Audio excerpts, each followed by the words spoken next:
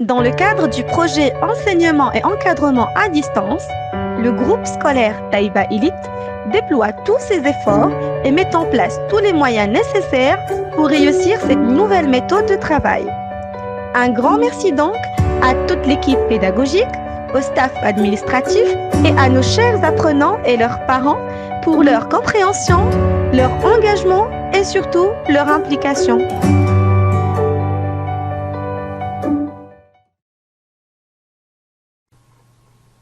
Bonjour mes chers élèves, j'espère que vous allez bien. Aujourd'hui c'est le lundi 18 mai 2020 avec la classe de la deuxième année primaire, Madame Assimessiam. Alors notre planning pour aujourd'hui, l'expression orale, la lecture et le vocabulaire. Alors, on commence par la leçon d'expression orale. On est pareil, on est différent. Alors le dialogue. Jonathan a déménagé et aujourd'hui c'est son premier jour dans sa nouvelle école. Il raconte sa journée à sa mère. Alors Jonathan, ce premier jour de classe. Très bien maman, j'ai de nouveaux copains qui viennent de loin. Ah bon, raconte. Il y a Jean, il est anglais. Il est plus petit que moi. Il rit tout le temps. C'est bien. Et tu as d'autres copains? Mais oui, il y a Samba, il est sénégalais. Je lui ai dit qu'elle était aussi grande qu'une girafe. Ça l'a fait rire. Il n'y a pas de filles dans ta classe? Mais si, il y a Nabila et Marie. Nabila est moins bavarde que Marie, mais Nabila est plus gentille que toutes les autres filles. Et qu'est-ce que vous avez fait en classe? On a fait une ronde et on a chanté. On est tous différents, ce n'est pas important. On est tous copains. Ça, c'est important. Voilà. Alors, maintenant, on observe ensemble. Alors, on a déjà écouté le dialogue et répondu à ces questions.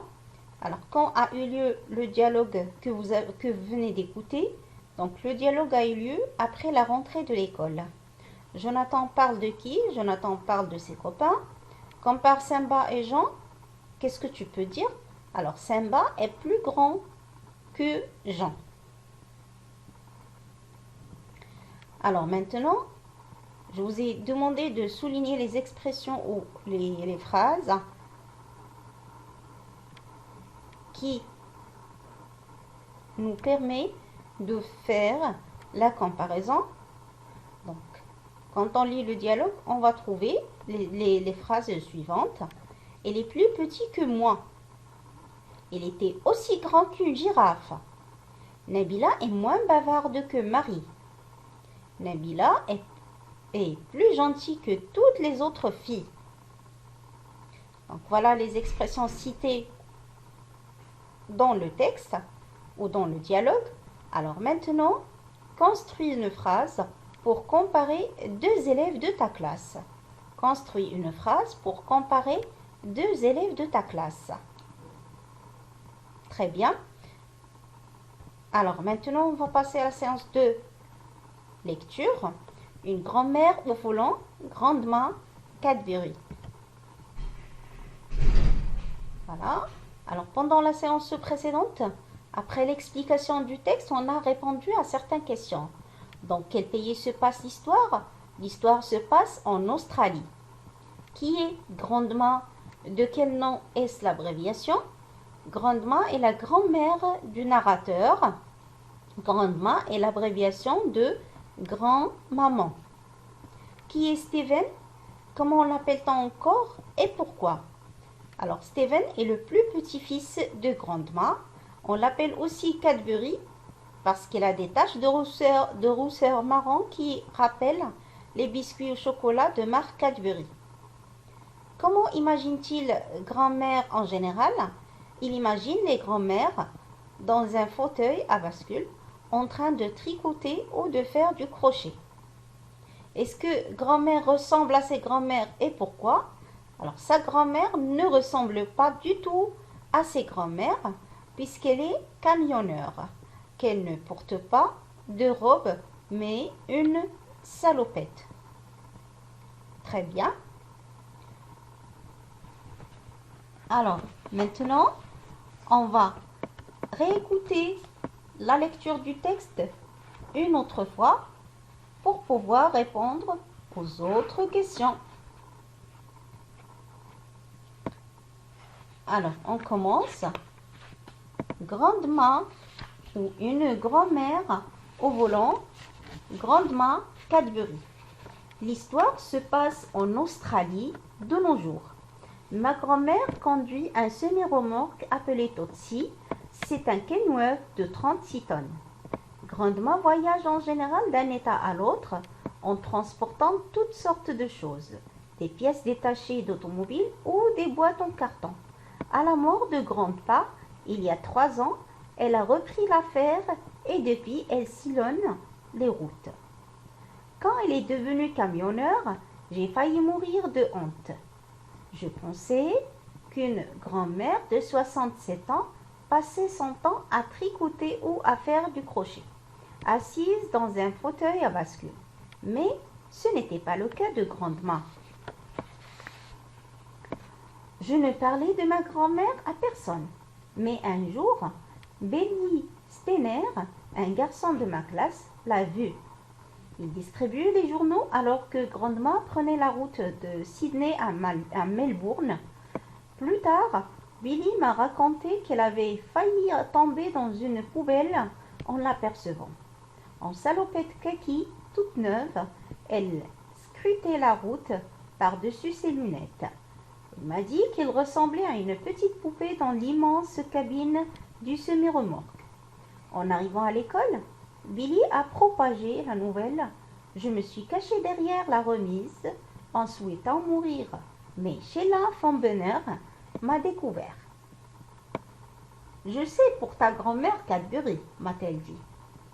Mon prénom est Steven, mais on m'appelle Cadbury à cause de mes taches de rousseur qui, paraît-il, ont la couleur du chocolat. Qu'en penses-tu? Ai-je murmuré. Je trouve ça génial. Nous, les femmes, ne voulons pas rester plantées derrière un évier toute notre vie. Voilà. Alors maintenant, on va essayer de répondre à certaines questions. Quel sentiment éprouve l'auteur?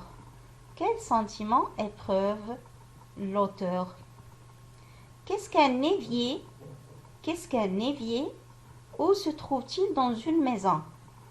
Qu'est-ce qu'un évier? Où se trouve-t-il dans une maison? Qui est selon toi Sheila Fonbenner? Qui est selon toi Sheila Fonbenner? Est-ce qu'elle a les mêmes idées que Steven sur les grands-mères? Es-tu d'accord avec elle? Très bien. Alors maintenant, on va passer à notre séance de vocabulaire. Notre leçon d'aujourd'hui, c'est les contraires. Alors, on observe les deux phrases, la phrase A et la phrase B. Il est midi. Younes se promène sur la plage et il a chaud. Il est midi. Younes se promène sur la plage et il a chaud. La phrase B. Le soir, il n'a pas chaud, il a froid. Le soir, il n'a pas chaud, il a froid. Alors, la question 1. Comment est Younes dans la phrase A? Comment est Younes dans la phrase A? Souligne en bleu le mot qui indique comment se sent Younes le midi. Souligne en bleu le mot qui indique comment se sent Younes le midi. Très bien. Dans la phrase B, souligne en vert le mot qui indique comment se sent Younes le soir. Comment se sent Younes le soir? Voilà, très bien. Alors maintenant, on complète la phrase. Donc, il y a des points et le contraire de froid. Et le contraire de froid. Voilà. Alors, je recommence. Alors, pour la question 1, donc, souligne en bleu le mot qui indique comment se sent Younes le midi. Alors, Younes se promène. Younes se promène à la plage.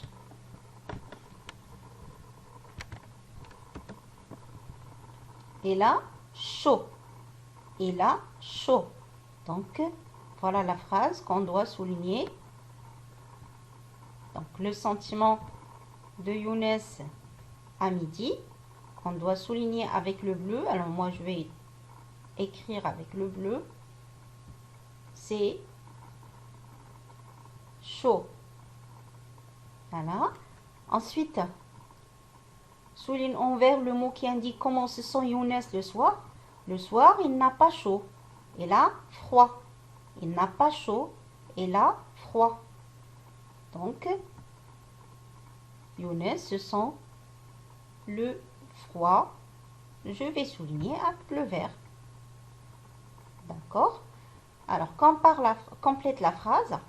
Et le contraire de froid. Alors, le contraire de froid, c'est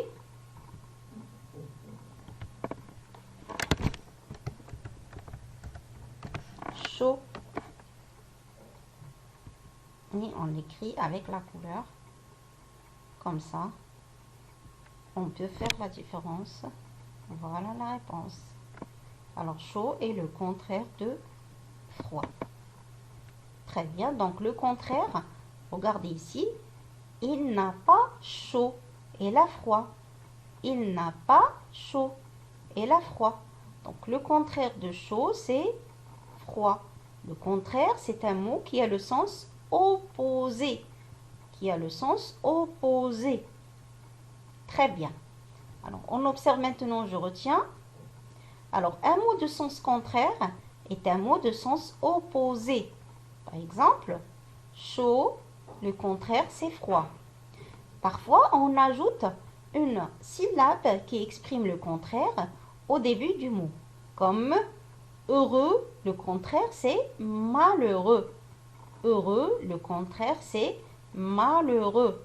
Donc, on a ajouté ici la syllabe mal. Mal. Très bien. Alors, on va faire un exercice d'application, plutôt deux exercices vous avez. Exercice 1, relie les mots et leur contraire. Donc, vous avez deux colonnes. La colonne 1, il y a des mots. Et dans la colonne 2, il y a les contraires. Donc, on va chercher le contraire de chaque mot.